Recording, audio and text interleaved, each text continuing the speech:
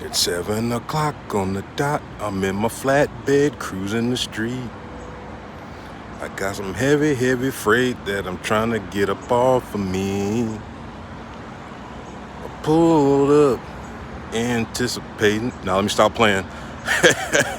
I'm not gonna quit my day job or my nighttime job. What's going on, truck buddies? Airborne trucker checking in. Co-pilot. She is asleep. All right. 6:30. Set my alarm clock for 5:30. Got up. You see the hours on the sign. 7 to 10. All right. I get up a little extra early. I don't like freaking rushing, so I just get up, poke around, get my sense together, get my train of thoughts together. Heck, I ain't even brushed my teeth yet. Luckily, you can't smell my breath, but best believe, as soon as I get done making this video, I'm gonna brush my mouth. But at Crown Cork here in Winchester, Virginia, it's been a heck of a day. Heck of a day yesterday, heck of a week so far. All right. I don't even know where to start. All right. I always put out information in my videos saying about, hey, make sure you park up, deliver early if you can, all that good stuff. And guess who didn't take their own daggone advice? Yeah, your buddy. Your truck buddy, Airborne Trucker. So it's Thursday. All right, we had a load picked up prior to 4th of July.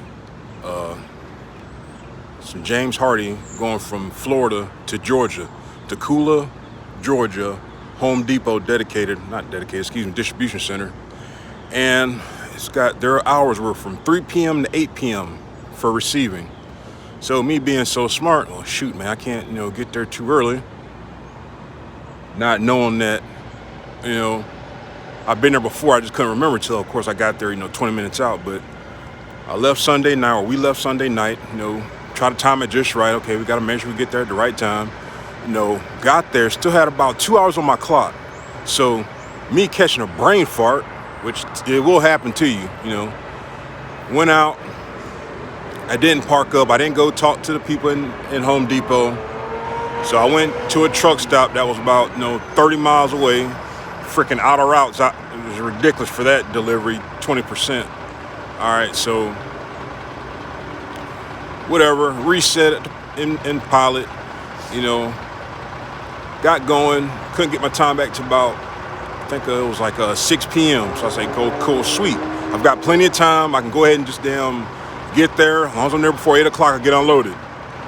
Hopefully there's no line. Bam, got there, already got my pre-plan. I talked to my fleet manager, was like, hey, I got a kind of funky delivery.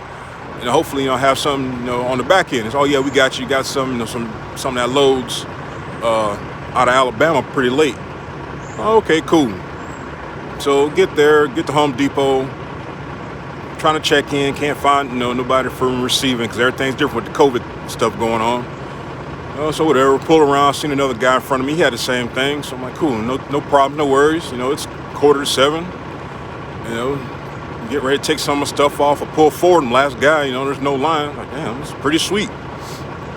Guy looks at me, I look at him, so I walk up to him, give him my paperwork. You guys are killing me. Damn, Tim's, you guys are killing me. I don't understand this. You guys know you're supposed to be here before 5 o'clock. I'm like, sir, I'm just going by what some of dispatch. I don't want to hear it. There's TMC reps in the front, blah, blah, blah. What I was trying to tell him is that, I always look at my hours. If I can call, I call, make sure, double check, make sure, doing everything right, just in case, deliver early, whatnot. But yeah, to get unloaded, you gotta be there before 5 p.m. Even though it says 3 to 8 on the dispatch, they really stop at 5 p.m. So in theory, I was supposed to be kicked out and not getting loaded and unloaded till the next day. But I talked to one of the unloaders. I said, hey, what's the deal with the hours? He said, yeah, it's 3 to 8, but we try to get you guys, first thing in the morning or first thing in the afternoon so we can work the rail in the evening. Okay, cool, I got you. I wasn't sure. It's only my second time here, so I just, I don't like making anybody's job hard. Everybody's got a job to do, and I don't like telling nobody how to do their job. So, did that. We ain't got unloaded. Then we went to Alabama. North Borden, Alabama. North Borden, Alabama, best believe, it's a clock killer. It don't matter what time you go there, it's a clock killer. So, got there, had 8 hours. It's like, cool, we got a 3-hour drive. No, I think it was 4-hour drive. Hey, no worries.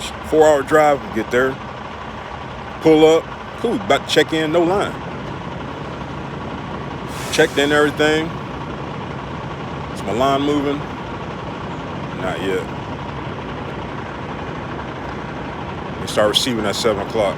I'll get to that here in a minute. Oh, about 5 minutes already. All right. So get there. It's nighttime. It's a line of trucks. I mean, it's like 10 trucks deep, 7 of them TMC. You know, it's a crazy little funky looking dock. And tick, tick, tick, tick, tick, tick, tick, tick, tick, tick, tick, tick, tick. When it's all said and done, got no time. So they have parking. Cool, no big deal. Park up on top of the hill, get my paperwork. All right, got that. Delivered that next day in Tennessee at 84 Lumber. Got there, unloaded pretty quick. Before we got there, we got a pre-plan to come to go to Tennessee to come to Virginia. Cool. Unloaded. Go pick up these 2 coils here. Took the tarp off and everything. Pick those up. And on dispatch, always read your notes. Read your notes in the dispatch. Said call with, you know, with your ETA, this, that, and other. Their hours on the dispatch says 7 to 9. Now on the sign it says 7 to 10. Now you got to be here by 9 because they said they locked the gate at 10. There's a gate somewhere. I think it's around the corner. So I called yesterday morning thinking like, sweet, I'm gonna turn this load. That's always a key. Turn your load early and get on to the next load. And I was hoping to turn this one yesterday. You know, had plenty of drive time, but they stopped receiving at 6. The guy said they're short one person, so they've been closing up at 6. So there's a guy in front of me. He got here like 6:45. 6:45. And he didn't know. He said he'd been here before, and he didn't know about the time change. I told him about it last night. Although I could have flipped this load yesterday and been on to something else, making money. You know, it don't matter if you got a $1,000 load or a $400 load. You know, if you can turn them quick, on to the next one, you're making money. All right. Anyway, so got here, got parked up. It says no parking as usual, but use Google Earth, put the address in. You can do a daggone, hey, you can see everything crystal clear. So yes, they have parking. It is, you can't park in front of this gate here, right where he stopped at. That's as far as you can go. All right, like I said, just, you know, had enough time to get here. If I had to move, I would move. So we're gonna get to that. So we're getting here, we're driving. We're getting, I think we're in Kentucky. It's a low boy, fully loaded with brand new Chevy vehicles. He's trying to do a U-turn. I wish I would have got a video of this. He's trying to do a U-turn in the road. He's stuck. I would have filmed it. I don't film other drivers. I always try to help if I can, but you know, the police is already there. But I should have recorded it as a teaching tool. Don't freaking do a U-turn, you know, if it's not safe. Don't do anything unsafe with your truck, because you will flip it. Don't matter if it's a 53-footer, flatbed, you know, whatever. You can flip it. So he got stuck. He's holding up traffic, blah, blah, blah. Follow the GPS. We'll get back to that. So I made it through that debacle. And got to West Virginia. Got to West Virginia and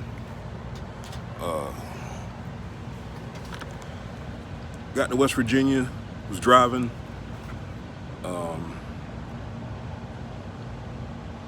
Traffic stops. So, okay, got a little bit of time, put it in sleeper berth, 5 mile per hour creep, save my drive time. And then look on my GPS. Let me see if I can find another shorter route. Updated. So it put me on a new path. It's 30 miles shorter. I should have known better going through West Virginia, updating the GPS. I had enough time prior to us starting to get here early. I also stopped and get the truck washed. As you can see in the video, the truck's freaking filthy. It should have got washed yesterday, but I was being so smart that I updated the GPS and it took me through the entire state of Virginia almost. Up, down mountains. Now, if you got this black and chrome, 62 miles per hour, but if you're loaded with about 40,000 pounds worth of freight, everybody's cussing you that's behind you. But hey, that's a whole nother story. So don't be too smart when you double check your route. Make sure you got interstate. I should have took the 20-30 miles that are out of route, and I would have been here an hour early. Truck would have been washed, and I still wouldn't have delivered, but I would have been parked up, got something to eat and all that good stuff. We're not in the middle of nowhere, right off the interstate. So definitely should have took 81 north instead of going through US 219. If you see US 219 on your doggone route, avoid it if you got a load. It looks pretty, but it ain't worth doing it. But yeah, so don't be too smart. Don't overthink it. Don't overthink it. When you set your plan, yeah, things change, but when you think you're too smart, that's when you mess up. But parked up today. It's Thursday. We might get a load today to deliver tomorrow. We might get put on another 2-day load. It depends. Got a whole clock. So if you have a whole clock and you have all your drive time, you get more options if the freight's there for you, the right place, right time. If not, then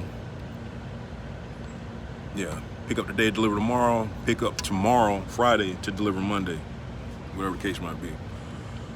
But always think safe, be safe, and don't be too smart, and always don't listen to that daggone GPS. It can bite you in the butt. It can bite you in the butt. When it's all said and done, sometimes you gotta think, should you take the outer route? The outer route's gonna happen. Should have just took the 30 miles, and I've been here on time. Wife's scared, I'm scared. We about to go down, these switchbacks, 20 miles an hour. That's a whole nother video for itself. 11 minutes, 50 seconds, I ran over. Y'all have a blessed day, and we'll check in this weekend. The next video, I'll do a follow-up with my wife and let her tell you guys what she thinks so far being back on the truck for 2 more weeks. Airborne Trucker checking out.